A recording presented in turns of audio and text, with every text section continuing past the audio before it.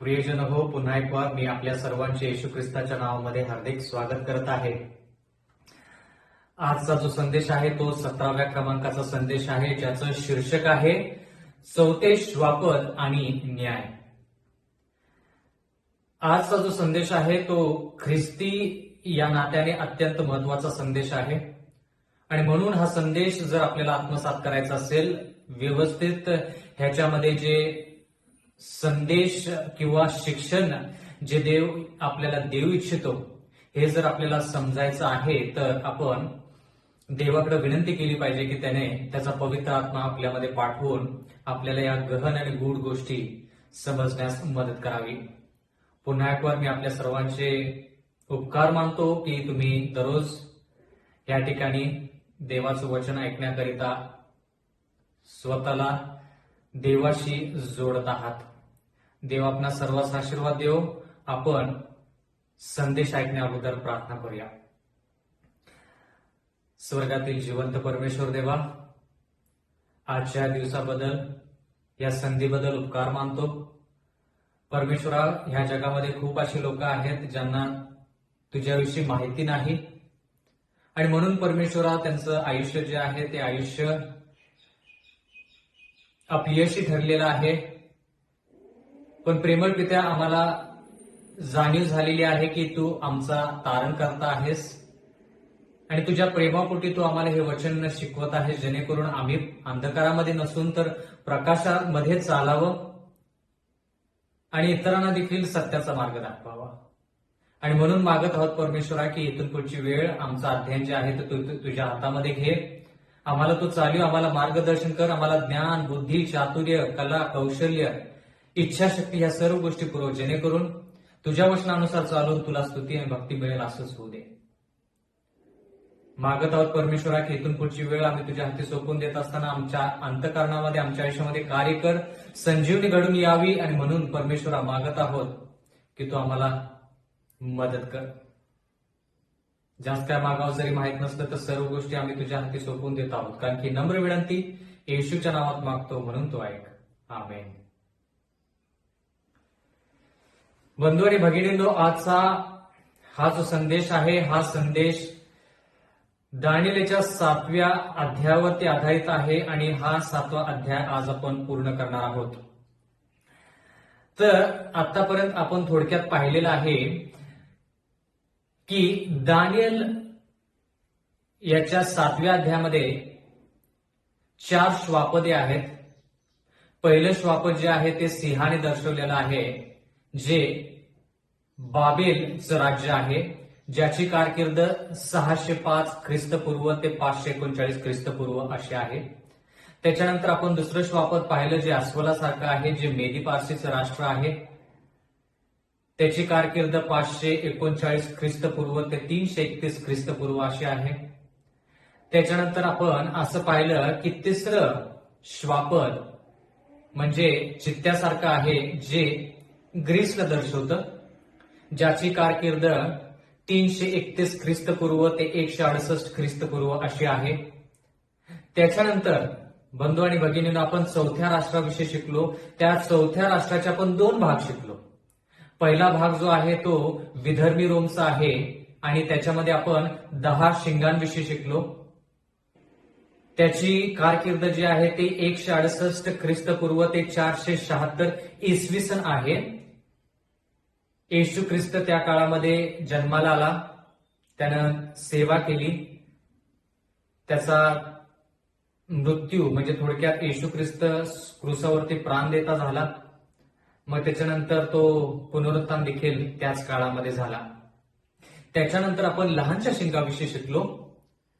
लहानचं शिंग, त्याची जी कारकीर्द आहे ती आपल्याला पाहायची झाली तर ते लहानचं शिंग जे आहे ते चौथ्या श्वापदाचा म्हणजे रोमचा दुसरा भाग आहे, ज्याला आपण आध्यात्मिक रोम असं म्हणू शकतो. आणि आपण ते श्वापद किंवा त्या श्वापदाचा दुसरा भाग म्हणजे आध्यात्मिक रोम जे आहे ते कोणत्या राष्ट्राला दर्शवतं हे देखील पाहिलेलं आहे. 9 मुद्दे आपण पाहिलेले आहेत, ज्याच्याद्वारे आपण असं म्हणू शकतो की ते लहानसं शिंग, ते लहानसं राष्ट्र जे आहे ते रोमन कॅथलिक राष्ट्र आहे किंवा रोमन कॅथलिक मंडळीला दर्शवतं. त्याचा प्रतिनिधी जो आहे तो पोप, त्या पोपला ते दुसरा भाग जो आहे तो दर्शवतो. आता त्याची जर कारकीर्द आपण पाहिली तर त्याची कारकीर्द आपण पाहिली की ते सत्ता किती वर्ष चालवतं? 1260 वर्ष ते आपली सत्ता चालवतं. 1260 वर्ष जर आपण 538 इसवी सन पासून मोजले तर ते 1798 इसवी सन पर्यंत येतात. म्हणजे थोडक्यात लहानसं शिंग म्हणजे लहानसं राष्ट्र जे सत्तेमध्ये येतं ते 538 इसवी सन पासून 1798 इसवी सन पर्यंत ते कार्यरत राहतं. आणि आपण असंही पाहिलं की हे लहानसं शिंग वर यायच्या अगोदर त्यानं 10 शिंगांपैकी म्हणजे 10 राष्ट्रांपैकी 3 शिंगांचा म्हणजे 3 राष्ट्रांचा समूळ नाश केला. आणि ती 3 राष्ट्र म्हणजे हेरुली, वॅन्डल्स आणि ऑस्ट्रोगॉट्स. हेरुली, वॅन्डल्स आणि ऑस्ट्रोगॉट्स. पहिलं राष्ट्र किंवा दुसरं राष्ट्र किंवा तिसरं राष्ट्र जे ह्या लहानशा शिंगानं पादाक्रांत केलं ते सर्व जे राष्ट्र होती ती राष्ट्र ह्या लहानशा राष्ट्राच्या विरोधात होते. ते राष्ट्र वर येऊ नये म्हणून त्यांचा सातत्याने प्रयत्न होता. पण ह्या लहानशा शिंगाने स्वतःचं राज्य स्थापित करण्याच्या अगोदर स्थापित करण्यासाठी त्यानं 3 राष्ट्रांचा समूळ नाश केला. राष्ट्र 1 हेरुली, राष्ट्र 2 वॅन्डल्स आणि राष्ट्र 3 ऑस्ट्रोगॉट्स असं आहे. बंधू आणि भगिनींनो, आज आपण दानिएल 7 याचा उर्वरित अध्याय जो आहे तो पाहणार आहोत. दानिएलचा 7वा अध्याय आणि 8वं वचन. मी ती शिंगे न्हाळून पाहत असता पहा त्याच्यामध्ये आणखीन एक लहानसे शिंग निघाले. त्याच्यामुळे अगोदरच्या शिंगांपैकी 3 समूळ उपटली गेली आणि त्या शिंगाला मनुष्याच्या डोळ्यासारखे डोळे होते व त्याला मोठमोठ्या गोष्टी बोलणारे तोंड होते.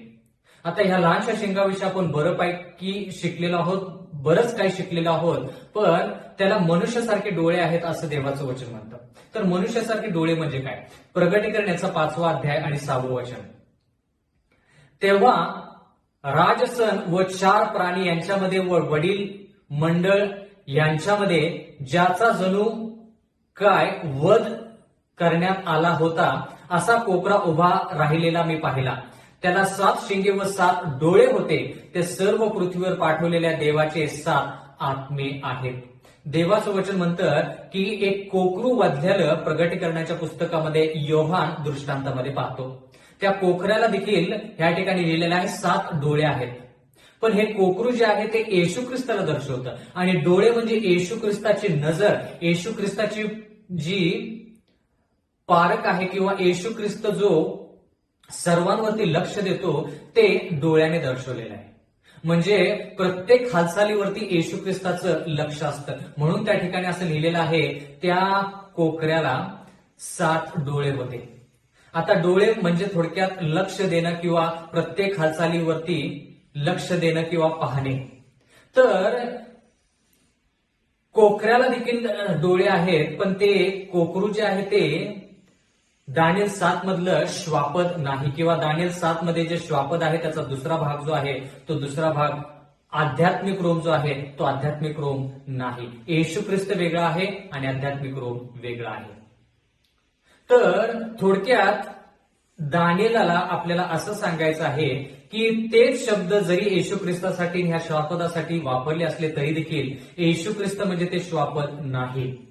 एवढंच दानिएलाला ह्या ठिकाणी सांगायचं आहे की ते श्वापद स्वतःला देव म्हणू इच्छितं, म्हणून देवाला जे शब्द वापरलेले आहेत ते शब्द या श्वापदाला देखील वापरलेले आहेत. आता पुढे जर आपण वाचलं तर देवाच्या वचनामध्ये लिहिलेलं आहे दानिएलचा 7वा अध्याय आणि 9वं वचन. मी पाहत असता आसने मांडण्यात आली आणि एक पुराण पुरुष आसनारूढ झाला.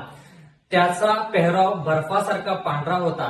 त्याच्या डोक्याचे केस स्वच्छ लोकरीसारखे होते. त्याचे आसन प्रत्यक्ष अग्निज्वालामय होते व त्या आसनाची चक्रे धगधगीत अग्निरूप. देवाचं वचन म्हणतं की मी पाहत असता म्हणजे दानिएल पाहतच होता.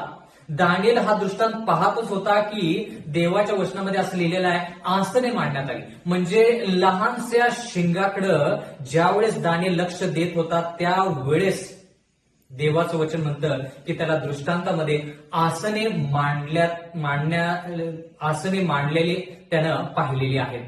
ह्या ठिकाणी देवाचं वचन म्हणतं की तो लहानसं शिंग पाहतच होता, तेवढ्यात त्याला त्याच्या दृष्टांतामध्ये आसने मांडली गेलेली आहेत हे पाहायला मिळालं. म्हणजे आपण ह्या ठिकाणी असं लक्षात आणलं पाहिजे की लहानसं शिंग आल्यानंतर लहानसं शिंग त्याचं कार्य जे आहे, त्याची कारकीर्द जी आहे 1260 वर्षाची, म्हणजे थोडक्यात 538 इसवी सन पासून 1798 पर्यंत त्याची जी कारकीर्द आहे, त्या सर्व गोष्टी पाहिल्यानंतर देवाचं वचन म्हणतं या ठिकाणी की दानिएलाला दृष्टांतामध्ये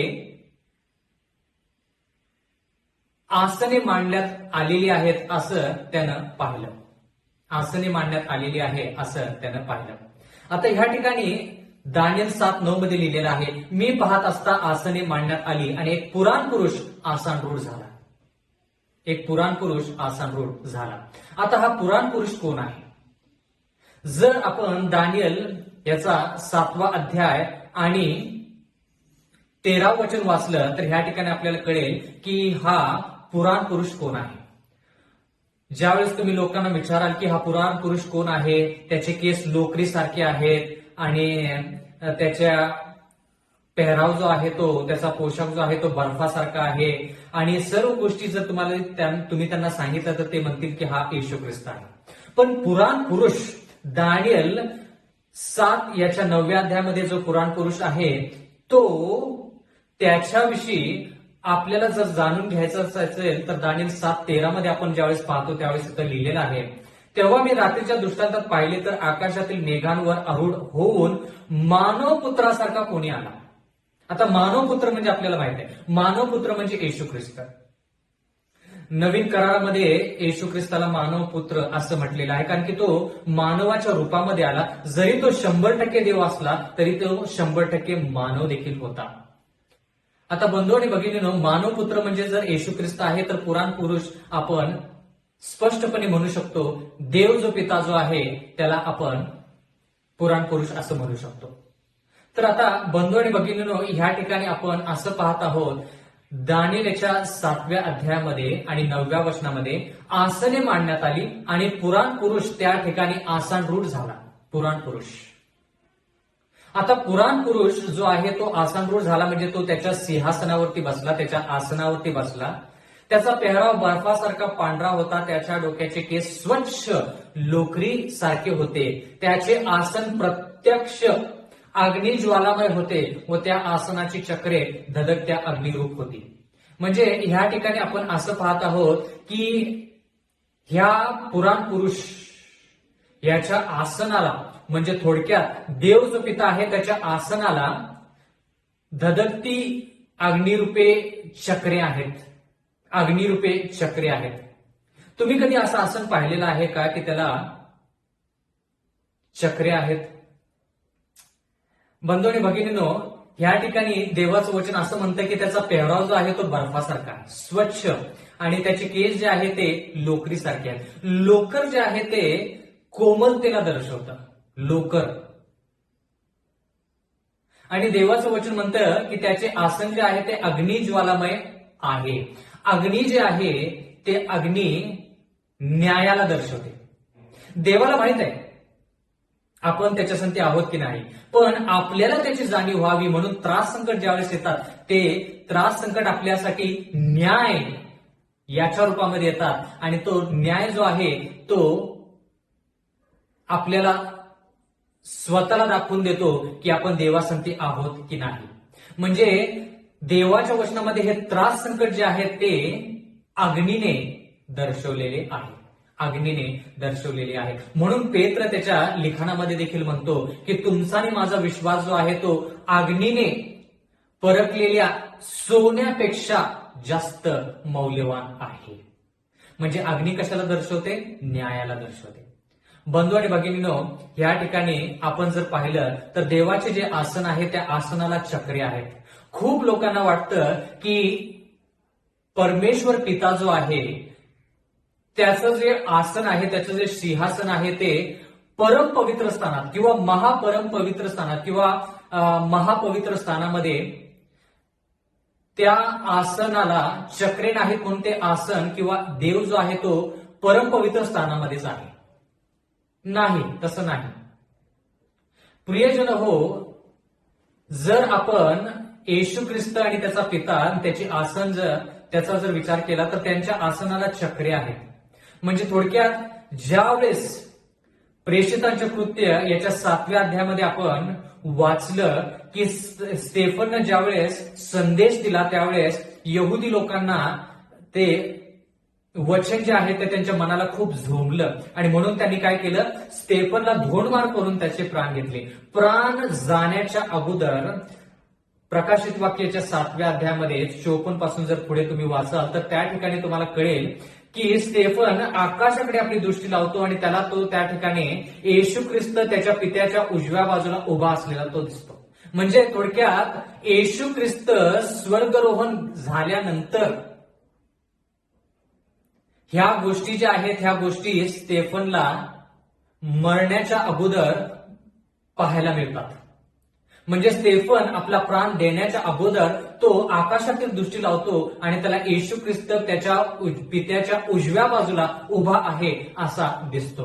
34 इसवी सन मध्ये स्टेफनला धोंडमार करण्यात आली आणि त्यानं आकाशाकडे पाहिलं त्यावेळेस त्याला कळालं की येशू ख्रिस्त स्वर्गरोहण जो झालेला आहे तो पित्याच्या उजव्या बाजूला उभा आहे. आता येशू ख्रिस्त त्यावेळेस पवित्र स्थानामध्ये होता. ज्यावेळेस स्टेफनला धोंडमार करण्यात आली त्यावेळेस पिता देखील पवित्र स्थानामध्ये होता.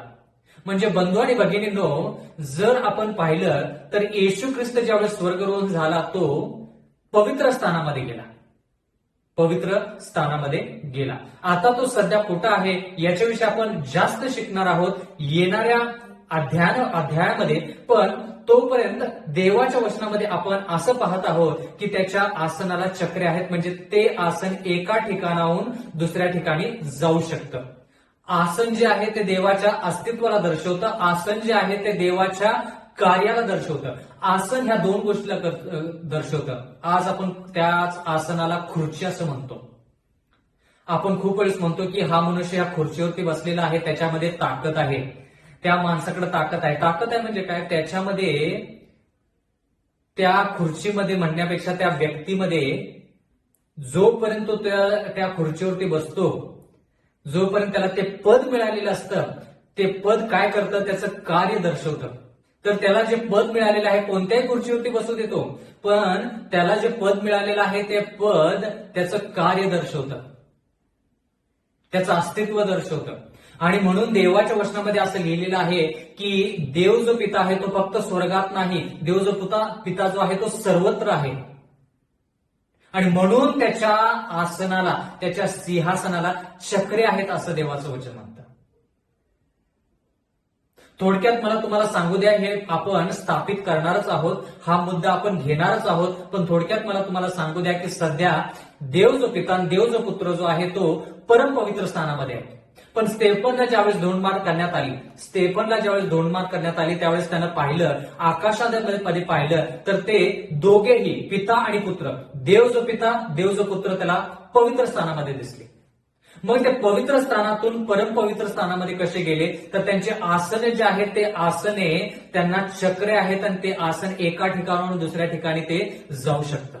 म्हणजे ह्या ठिकाणी थोडक्यात आपण असं म्हणू शकतो की न्याय निवाडा सुरू झाला. म्हणजे न्याय निवाडा सुरू कधी होतो, ज्या वेळेस दानिएल लहानशा शिंगाला, लहानशा राष्ट्राला पूर्णपणे पाहतच असतो.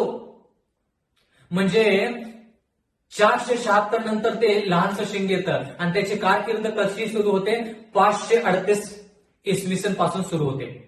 मग तुम्ही प्रश्न विचाराल की 476 इसवी सन पासून 538 इसवी सन पर्यंत काय झालं. बंधू आणि भगिनींनो, आपण आताच शिकलो आहोत की लहानशा शिंगाने 3 राष्ट्र जे आहेत ते त्यांचा समूळ नाश केला आणि स्वतःच राज्य स्थापन केलं. मग लढाई करायची, देशांना पादाक्रांत करायचं आणि मग अस्तित्वात यायचं, देश म्हणून ओळखलं जाण्यासाठी त्याला वर्ष लागली. जरी भारत देश 1947 साली स्वतंत्र झाला, तर देश म्हणून ओळखण्यासाठी प्रजासत्ताक हा राष्ट्र आहे, हे राज्य आहे, हा देश आहे, हे ओळखण्यासाठी जवळपास 3 वर्ष लागले. 1950 मध्ये भारत प्रजासत्ताक असा देश म्हणून ओळखला गेला. तसंच लहानसं शिंग, लहानसं राष्ट्र स्थापित करण्यासाठी त्याला जवळपास 30 किंवा 30 पेक्षा जास्त वर्ष लागली. आणि म्हणून त्याची कारकीर्द 538 पासून सुरू होते. 1 काळ, 2 काळ आणि अर्धा काळ म्हणजे 1260 वर्ष, आणि त्याची कारकीर्द 1798 ला संपते. ह्या सर्व गोष्टी पाहिल्यानंतर देवाचं वचन म्हणतं दानियल याच्या 7व्या अध्यायामध्ये आणि 9व्या वचनामध्ये की मी पाहत असता, म्हणजे लहानसं शिंग पाहत असता आसने मांडण्यात आली व पुराण पुरुष आसनरूढ झाला. म्हणजे थोडक्यात या ठिकाणी न्यायसभा भरली असं देवाचं वचन आपण म्हणू शकतो. म्हणजे न्यायनिवाडा जो आहे तो न्यायनिवाडा लहानशा शिंगाची कारकीर्द संपल्यानंतर दानियेलानं पाहिली. म्हणजे लहानसं शिंग 1798 इसवी सनच्या नंतर जे निघून गेलं त्याला मोठा घाव झाला. त्याच्यानंतर आसने मांडण्यात आली असं देवाचं वचन म्हणतं. म्हणजे न्यायनिवाडा 1798 इसवी सनच्या नंतर सुरू झाला.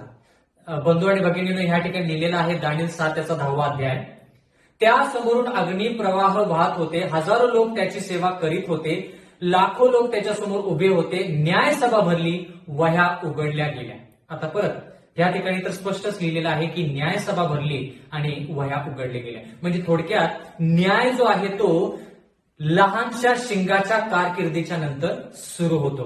म्हणजे 538 इसवी सन ते 1798 इसवी सन पर्यंत न्याय निवाडा सुरू होत नाही, आसने मांडले जात नाहीत.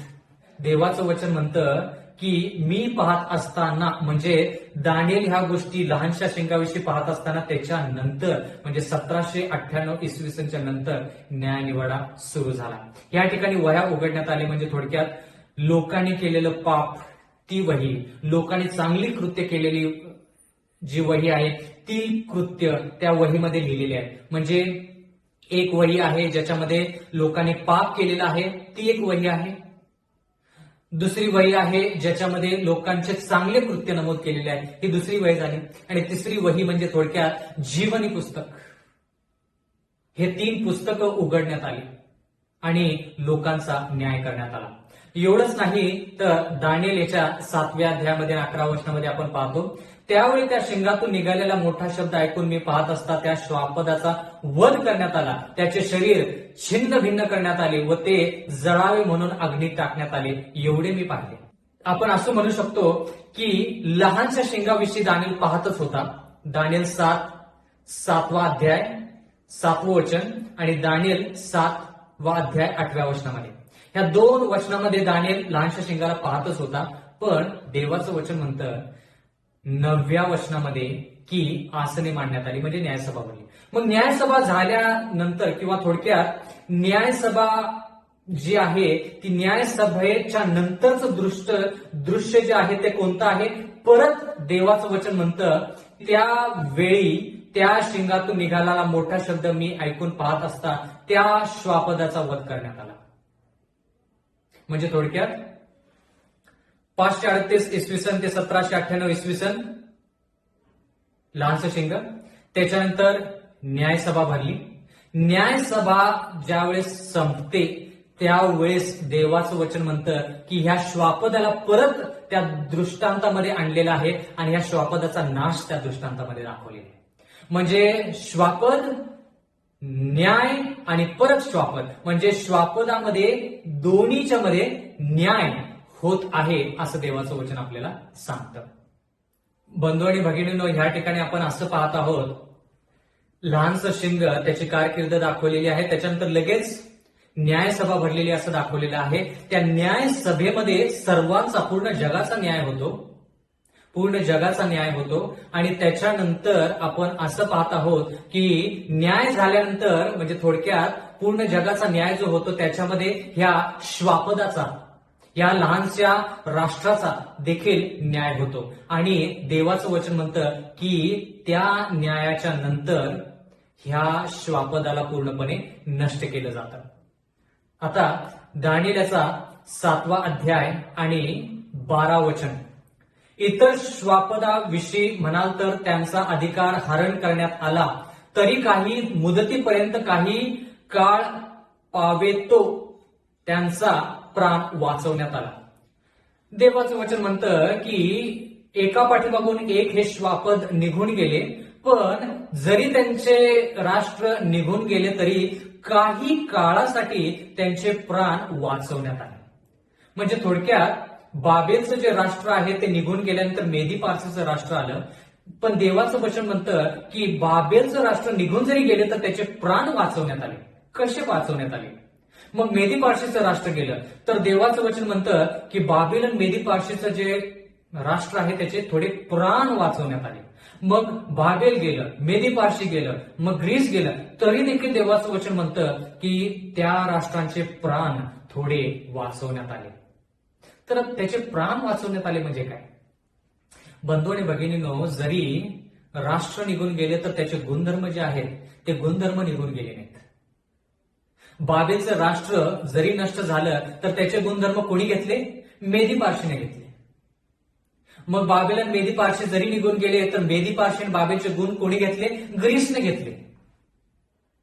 मग ग्रीसचं राष्ट्र निघून गेलं तरी देखील चौथं जे राष्ट्र आहे, जे अति विक्राळ आहे, भयंकर आहे, त्याच्यामध्ये कोणाचे गुण आहेत? बाबेलचे गुण आहेत, मेदी पारशीचे गुण आहेत आणि ग्रीसचे गुण जे आहेत ते सर्व गुण चौथ्या श्वापदामध्ये आहेत.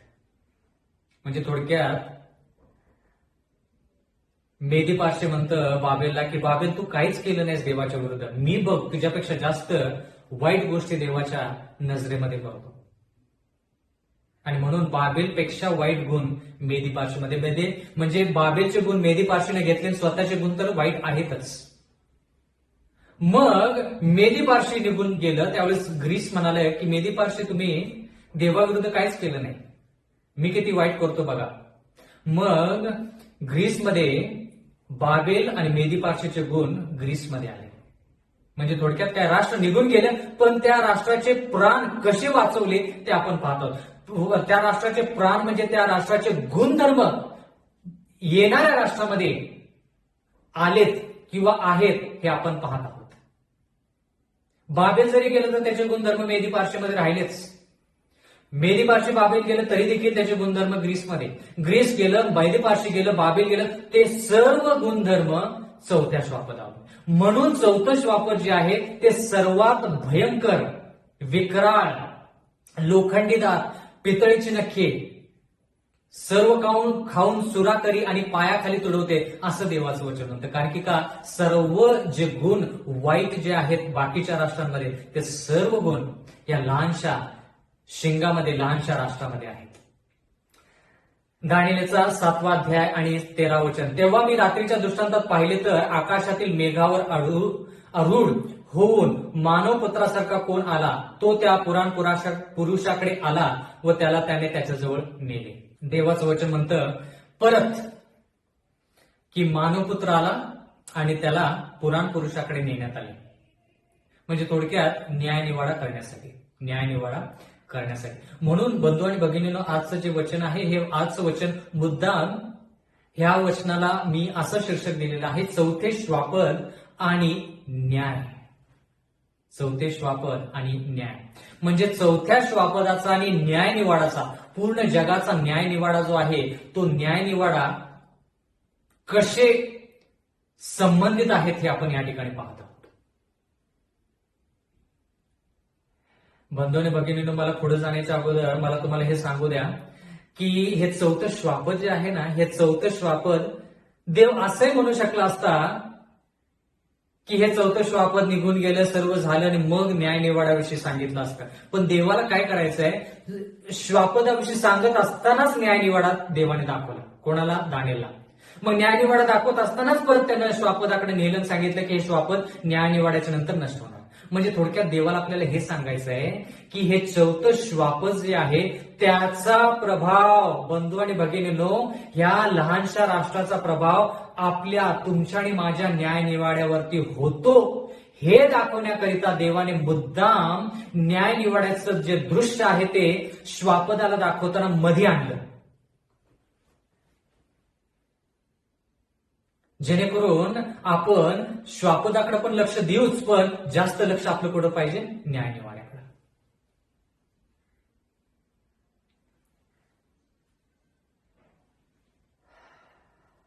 दानिएलचं 7वा अध्याय 14 वचन.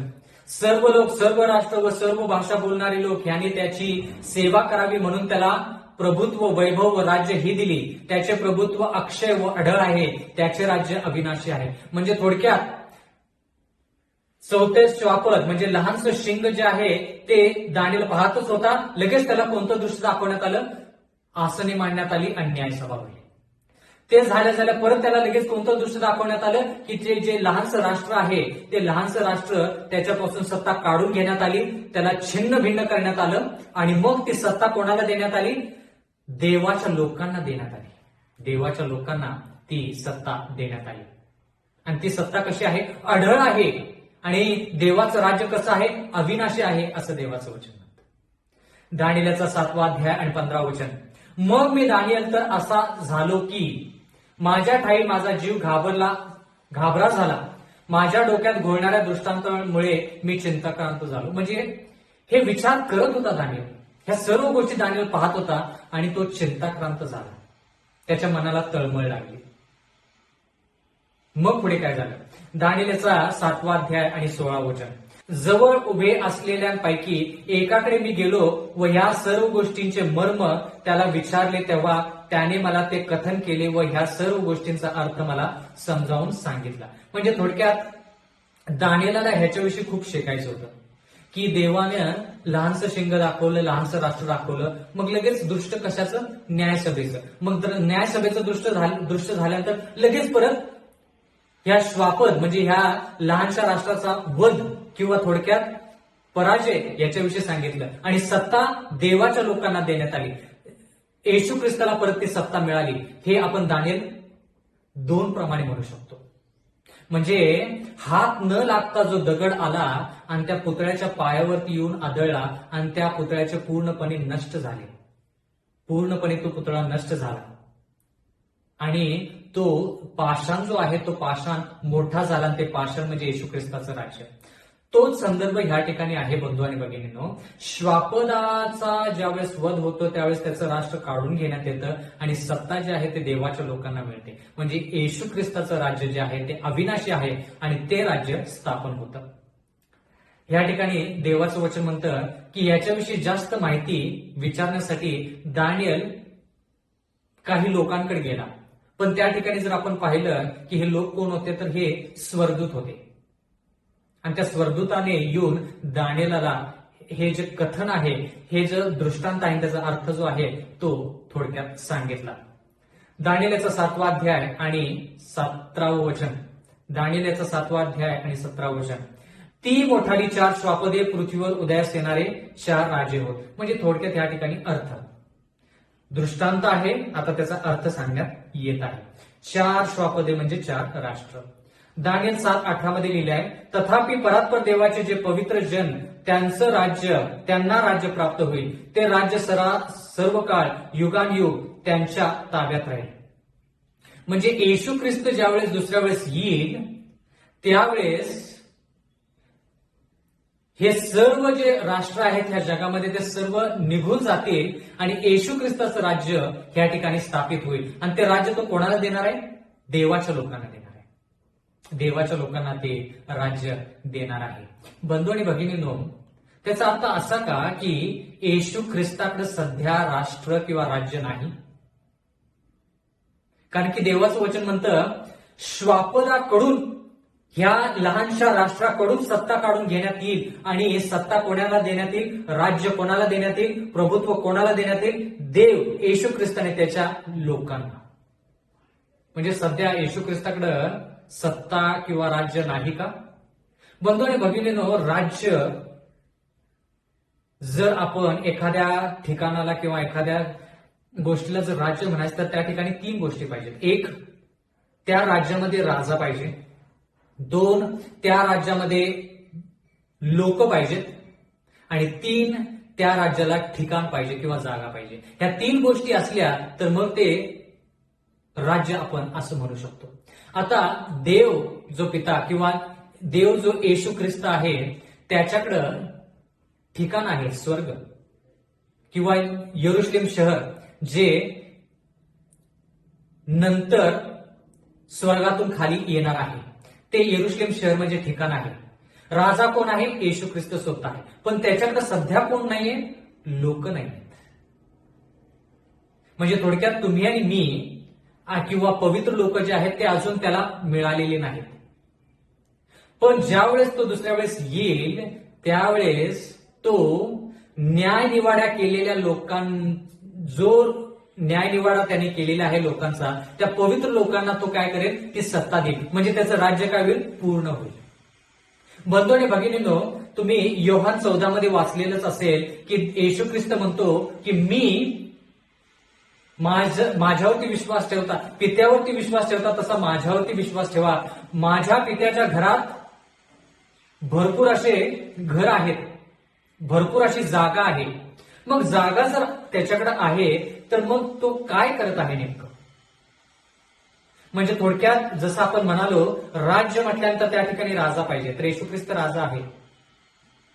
त्या ठिकाणी ठिकाण पाहिजे, जागा पाहिजे. राज्य स्थापन करायचं तर जागा पाहिजे. आपण हवेत राज्य स्थापन करू शकत नाही. म्हणजे तो म्हणतो की माझ्या पित्याच्या घरात पुष्कळ अशा जागा आहेत. म्हणजे थोडक्यात काय, जागा तर आहे पण त्याच्याकडे कोण नाहीये. तिसरी गोष्ट म्हणजे त्याच्याकडे लोक नाहीयेत. आणि म्हणून जोपर्यंत न्याय होत नाही तोपर्यंत त्याचे लोक त्याला मिळणार नाहीत. म्हणून देवाचं वचन म्हणतं की हे 4थं श्वापद जे आहे ते 4थं श्वापदाची इच्छा आहे की न्याय निवाडा ज्यावेळेस सुरू होईल त्यावेळेस त्या श्वापदाने त्रास संकट लोकांना देऊन त्या लोकांचं लक्ष न्याय निवाड्यापासून काढून दुसरीकडे लावायचं, जेणेकरून देवाचे लोक देवाला मिळू नयेत, त्याला प्राप्त होऊ नयेत. कळालं का? म्हणून देवाने मुद्दाम पहिलं श्वापदाविषयी सांगितलं, लगेच दृष्ट कुठं नेलं? न्यायसभेकडे. मग लगेच न्यायसभेतून कुठं दृश्य नेलं? त्या श्वापदाचा अंत. मग त्याच्यानंतर लगेच लक्ष कुठं नेलं आपलं? ज्या ठिकाणी देवाला त्याचं वैभव, लोकांना त्यांचं राज्य मिळतं, या ठिकाणी. दानिएलचा 7वा अध्याय आणि 19वा वचन. मग ते 4थे श्वापद तर इतरांहून भिन्न असून अतिविक्राळ होते. त्याचे दात लोखंडाचे व नखे पितळेची होती. जे सर्व काही चावून त्याचा चुरा करी व उरलेली आपल्या पायाखाली तुडवी, त्याचे काय ते कळावे म्हणून मी इच्छा दर्शवली. म्हणजे ह्या ठिकाणी अर्थ सांगण्यात येत आहे. दानिएल 7:20. त्याच्या डोक्याला 10 शिंगे असून आणखीन एक शिंग निघाले, त्यामुळे 3 शिंगे उपटून पडली. त्या शिंगाला डोळे व मोठमोठ्या गोष्टी बोलणारे तोंड असून त्या आपल्या बरोबरच्या इतर शिंगांहून लठ्ठ दिसत होते. या सगळ्यांचे मर्म काय ते कळावे म्हणून मी इच्छा दर्शवली. दानिएलचा 7वा अध्याय 21वा वचन. मी पाहिले तो त्या शिंगाने पवित्र जनाबरोबर युद्ध केले व त्यांच्यावर प्राबल्य झाले. म्हणजे ह्या राष्ट्राने काय केलं? सत्ता चालवली देवाच्या लोकांवर. आता बंधू आणि भगिनींनो, मला तुम्हाला हे सांगू द्या की देवाच्या वचनामध्ये असं लिहिलेलं आहे की श्वापदानंतर न्यायसभेचं दृश्य, न्यायसभेनंतर परत श्वापदाचं दृश्य दाखवलेलं आहे. 538 इसवी सन पासून 1798 इसवी सन पर्यंत त्याचे कार्य चालते, त्याची सत्ता चालते. पण 1798 इसवी सन मध्ये काय होतं की फ्रान्सचा राजा जो आहे, जो नास्तिक आहे, तो येतो आणि या पोपला बंदी म्हणून घेऊन जातो 1798 इसवी सन मध्ये.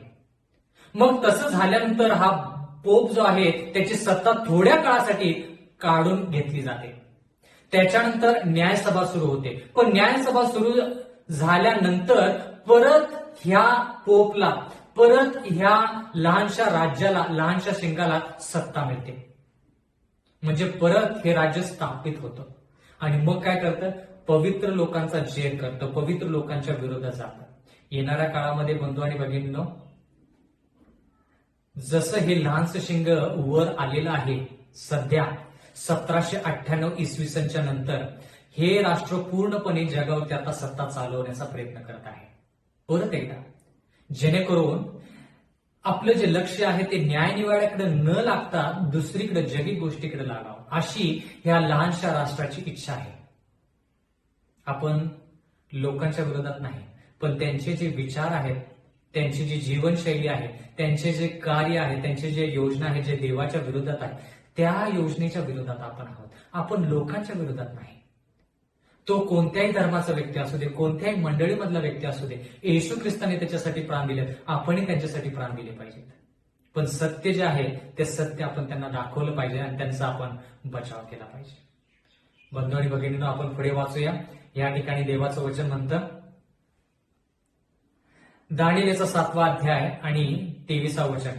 त्याने सांगितले की चौथे श्वापद हे पृथ्वीवर चौथे राज्य होईल. ते इतर राज्याहून भिन्न होईल. ते सर्व पृथ्वीला ग्रासून टाकील, तिचे तुडवून चूर्ण करील.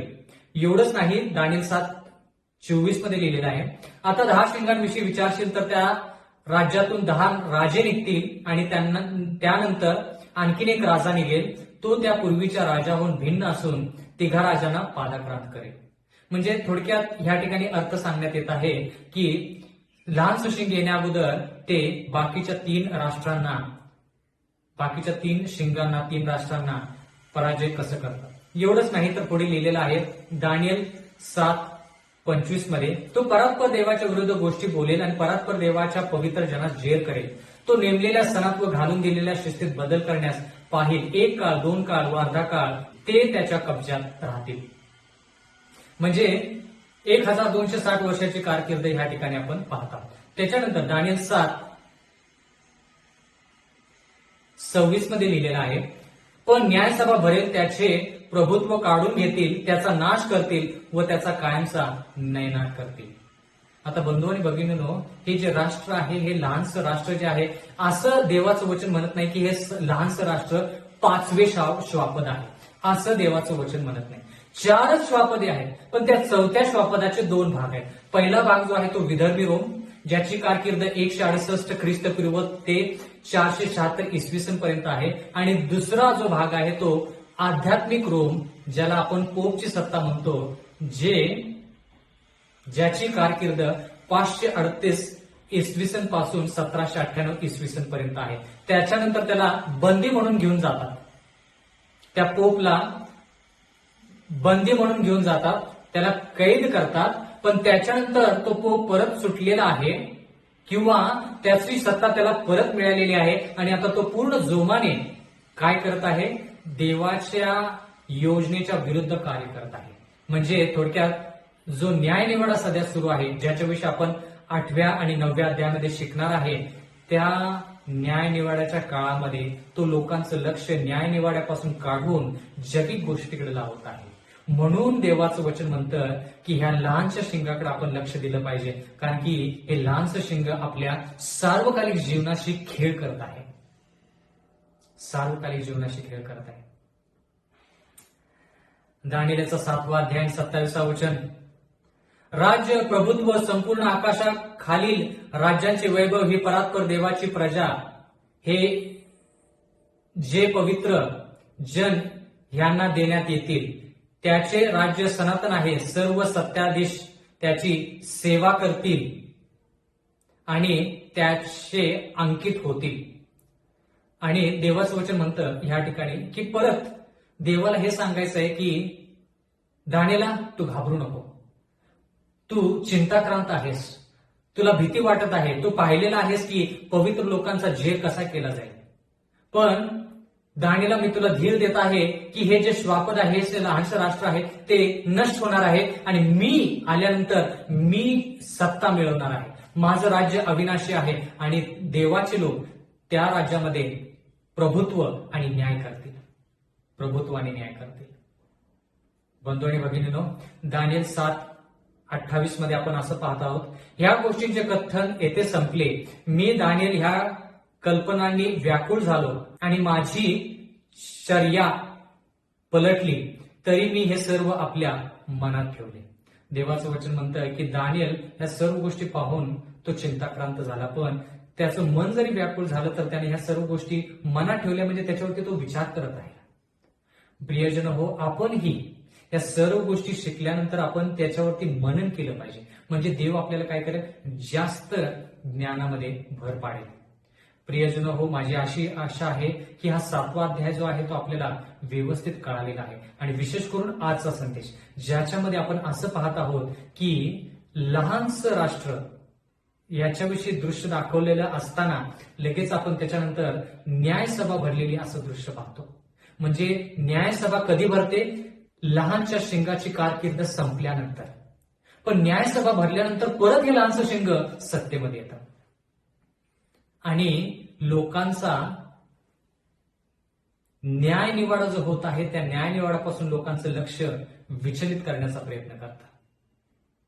पण देवाचं वचन म्हणतं की ह्या न्याय निवाड्यामध्ये या लहानशा राष्ट्राचा पण न्याय होतो आणि येशू ख्रिस्त येतो, त्यावेळेस त्याची सत्ता काढून घेण्यात येते आणि ती सत्ता पवित्र जनांना देण्यात येते. म्हणून आपलं लक्ष सदोदित न्यायसभेकडे असलं पाहिजे. आपलं आयुष्य ख्रिस्तासारखं आहे का हे पाहिलं पाहिजे. ख्रिस्तासारखं असेल तर आपण ख्रिस्तासंती राहू. ख्रिस्तासारखं असेल तर येशू ख्रिस्त दुसऱ्या वेळेस येईल त्यावेळेस आपल्याला त्याच्या संधी जाता येईल. माझी अशी आशा आहे की आपण सर्वांनी याच्यावरती जास्त मनन करावं आणि सार्वकालिक जीवनाची वाटचाल करावी. आपण प्रार्थना करूया. सर्वसमर्थ जिवंत देवा, उपकार मानतो आजच्या ह्या वचनाबद्दल.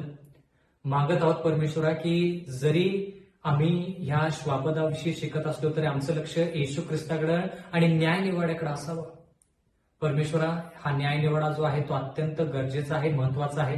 त्याच्याशिवाय परमेश्वर आम्हाला सार्वकालिक जीवन मिळत नाही. म्हणून ह्या न्याय निवाड्याच्या काळामध्ये आम्हाला तू मदत कर, आम्हाला तू जवळ कर. आम्ही पवित्र आयुष्य जगून तुझ्यासारखं व्हावं असं होऊ दे, जेणेकरून तू ज्यावेळेस येशील त्यावेळेस त्या स्वर्गीय राज्यात जाण्याची आमची सर्वांची तयारी असेल. सर्व विनंती येशूच्या नावात मागतो, म्हणून तो आहे. आमेन.